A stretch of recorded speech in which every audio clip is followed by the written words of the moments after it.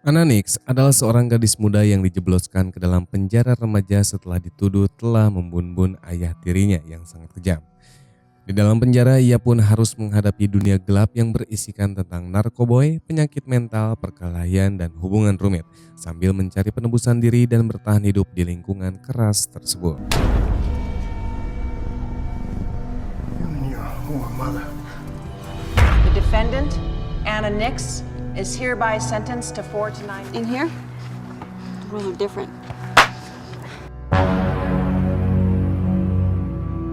Kisah ini dimulai dengan memperlihatkan seorang gadis bernama Anna yang menjadi tokoh sentral dalam film ini. Dia terlihat sedang memainkan selo di dalam kamarnya. Namun permainan itu harus terhenti karena ayah tirinya tiba-tiba datang dalam kondisi mabuk yang langsung memaksa gadis tersebut untuk melayaninya. Sialnya Anna yang berniat untuk membela diri malah secara tidak sengaja mendorong sang ayah hingga membuatnya terbentur ke meja dan tertusuk oleh pecahan vas bunga yang membuatnya meninggoy seketika. Atas aksinya tersebut, Anna pun harus menghadapi persidangan minim saksi.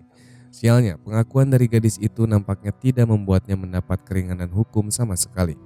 Walaupun gadis itu sudah berperilaku sangat sopan, bahkan ibu kandungnya sendiri malah lebih cenderung membela mendiang sang suami. Dengan berdalih bahwa pria tersebut tidak pernah sama sekali berbuat senonoh kepada Anna. Atas semua pengakuan itu, alhasil Anna pun harus mendapatkan hukuman penjara 4 hingga 9 tahun di rutan khusus remaja. Bersamaan dengan tahanan baru lainnya, Anna pun memasuki area penjara dengan diteriaki oleh para napi wanita lainnya yang seolah menggambarkan betapa bobroknya penjara di sana. Tidak hanya itu, perlakuan para sipir yang tak ada akhlak pun juga sempat dirasakan oleh Anna.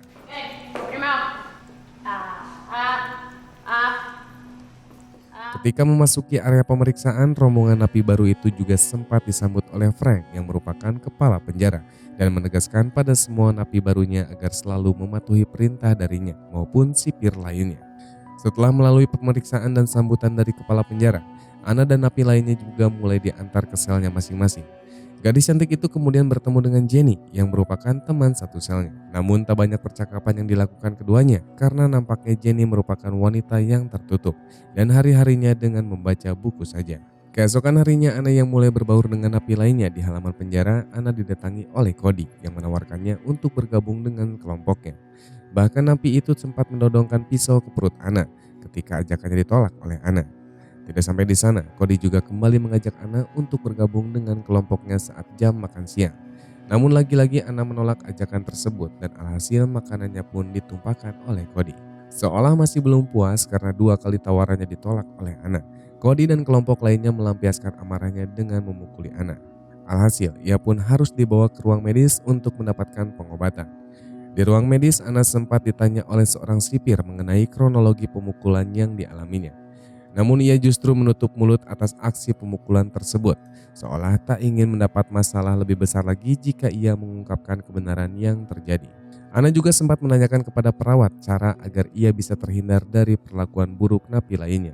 Namun sayangnya, perawat itu tak bisa berbuat banyak dan hanya bisa mengatakan bahwa penjara di sana merupakan tempat para napi berkumpul dan mereka sangatlah kejam. Perawat itu juga sempat mengatakan Anna bisa saja melaporkan setiap perlakuan buruk napi lainnya kepada Frank dan mengadukannya kepada kepala penjara. Mendengar saran dari si perawat, Anna pun kemudian mengunjungi Frank di ruangannya dan mulai mengadukan soal perlakuan kasar para napi padanya. Sialnya, kepala penjara yang awalnya bersikap manis dan nampak berwibawa mulai memperlihatkan karakter aslinya dengan menawari Anna perlindungan.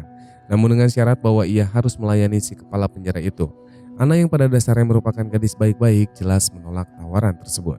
Sementara itu, Frank yang kesal karena tawarannya ditolak lalu membiarkan gadis itu pergi begitu saja. Anna yang masih kesal dengan perlakuan yang didapatnya hanya bisa menatapi nasibnya sembari menangis dan ia menceritakannya itu kepada Jenny. It's just sort of like, just take care of me. Gangguan yang didapat oleh Anna ternyata tidak hanya datang dari Cody saja. Kelompok lainnya juga sempat membuat masalah dengan napi baru itu. Hingga kemudian Anna pun memutuskan untuk bergabung dengan kelompok Cody untuk mencari aman. Dan niatnya kali ini sempat dihalangi oleh salah satu anak buah Cody yang bernama Joe.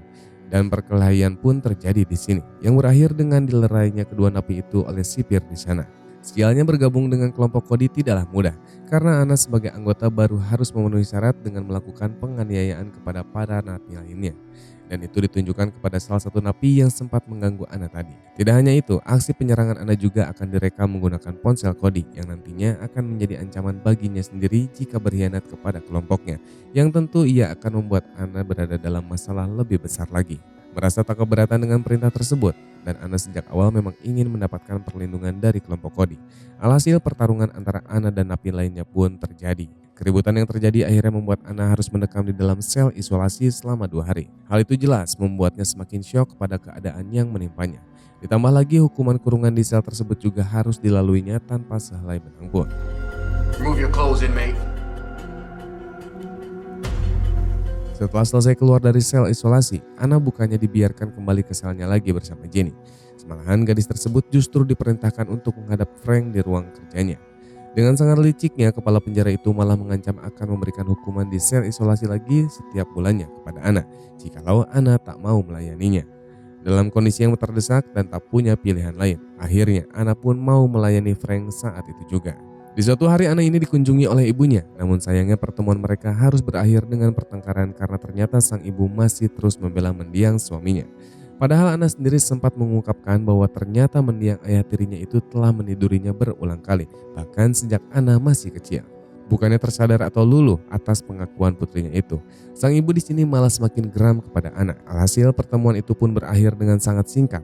Ana yang masih kesal dengan ibunya sempat menceritakan perseteruannya tadi dengan Cody, seolah mengisyaratkan bahwa Ana terlihat merasa lebih nyaman berada bersama kelompok napi di sana ketimbang dengan keluarganya sendiri. Siangnya percakapan dengan kelompok itu harus berujung dengan keributan karena salah satu anggota kelompok lainnya tiba-tiba datang dengan membawa pisau dan ingin menyerang Ana. Untungnya saja napi baru itu masih bisa selamat dan sempat memberikan perlawanan yang cukup sengit. Alhasil Ana pun harus kembali berurusan dengan Frank di ruang kerjanya. Frank yang seharusnya memberikan hukuman karena aksi keributan yang melibatkan Ana, malah memberikan pengampunan pada gadis itu.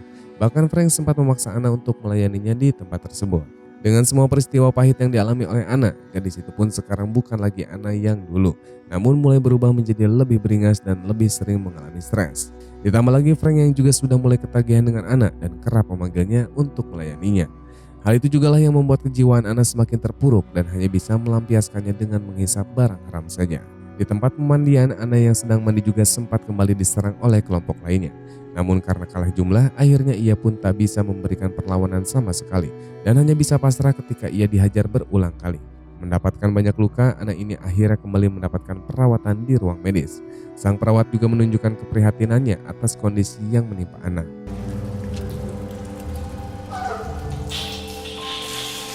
Di hari yang berbeda, Jenny yang berulang kali mendapati Ana yang tengah kesusahan akhirnya mengingatkan teman satu selnya itu untuk segera berhenti mengkonsumsi barang haram itu. Namun Ana yang sudah terlanjur kecanduan dan lebih liar dari sebelumnya, malah sempat membuat pertengkaran dengan Jenny. Suatu hari Ana yang sedang berada di dalam selnya, tiba-tiba ia merasakan mual, yang diartikan oleh Jenny sebagai hasil dari kelakuan bejatnya sendiri.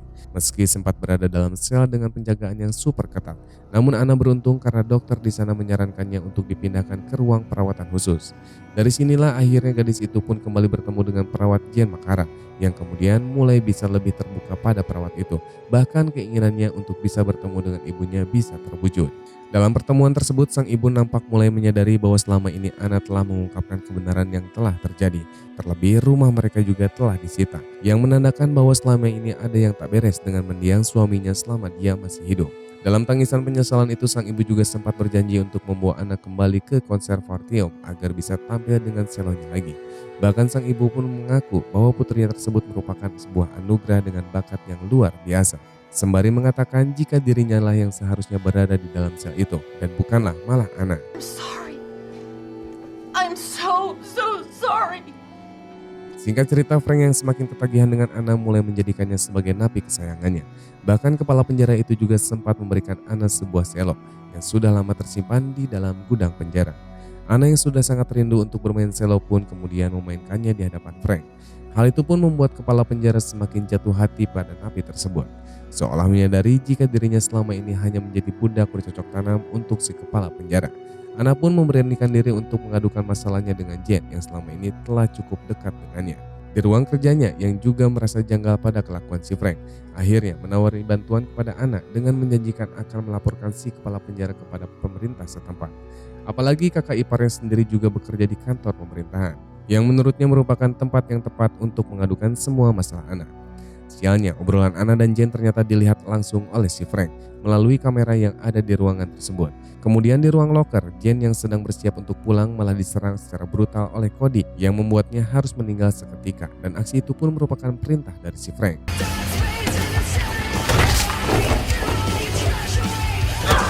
Kemudian malam pertunjukan pun tiba. Para napi pun mulai tampil sesuai bakat mereka masing-masing, termasuk Anna yang juga memainkan selonya di hadapan para napi lainnya. Namun tampaknya penampilan tersebut malah membuat Frank semakin terpesona kepada gadis tersebut. Frank kemudian menjanjikan soal pembebasan bersyarat kepada Anna yang akan dilakukan di bulan berikutnya. Mendapati janji yang diberikan oleh Frank, Anna merasa sangat senang karena akhirnya ia berkesempatan untuk bisa keluar dari penjara lebih cepat. Bahkan kabar itu juga diceritakan kepada Jenny, namun teman satu selnya itu jelas tidak bisa percaya begitu saja pada perkataan si Frank. Apalagi kepala penjara itu jelas tidak akan mau kehilangan kemolekan tubuh Anna yang selama ini melayaninya. Menyadari adanya kebenaran dari perkataan Jenny, Anna pun kemudian menyusun rencananya untuk bisa menghancurkan Frank. Terlebih sidang pembebasan bersyarat juga akan dilakukan minggu depan, di mana pada waktu tersebut akan dihadiri oleh pihak kejaksaan.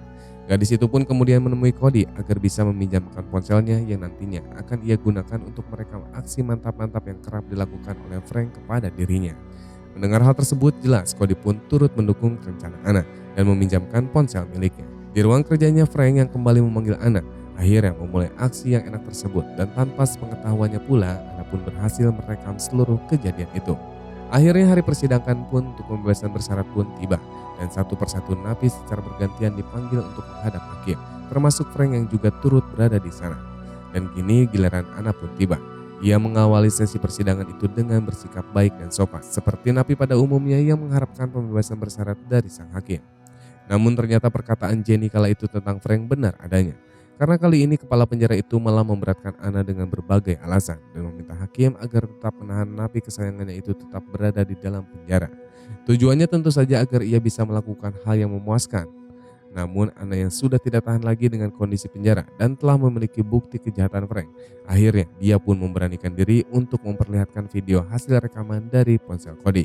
Di sini semua hakim pun terkejut, termasuk Frank itu sendiri, yang tidak pernah menyangka jika napi kesayangannya itu malah berani melakukan hal tersebut. Meski sempat akan merebut ponsel dari tangan Anna, namun upaya itu jelas tidak menghindarkannya dari masalah baru. Frank pun kemudian ditangkap atas tuduhan tindak kejahatan lainnya, termasuk dengan kasus meninggoynya si Jane. Di hari itu juga pihak pengadilan akhirnya memutuskan bahwa Anna mendapatkan masa bebas bersyarat dan berjanji akan menginvestigasi lebih lanjut lagi kepada penjara tersebut.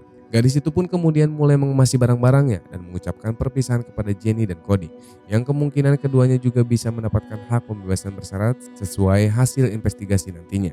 Tangisan pun di sini pecah saat Anna keluar dari gerbang penjara yang disambut oleh sang ibu.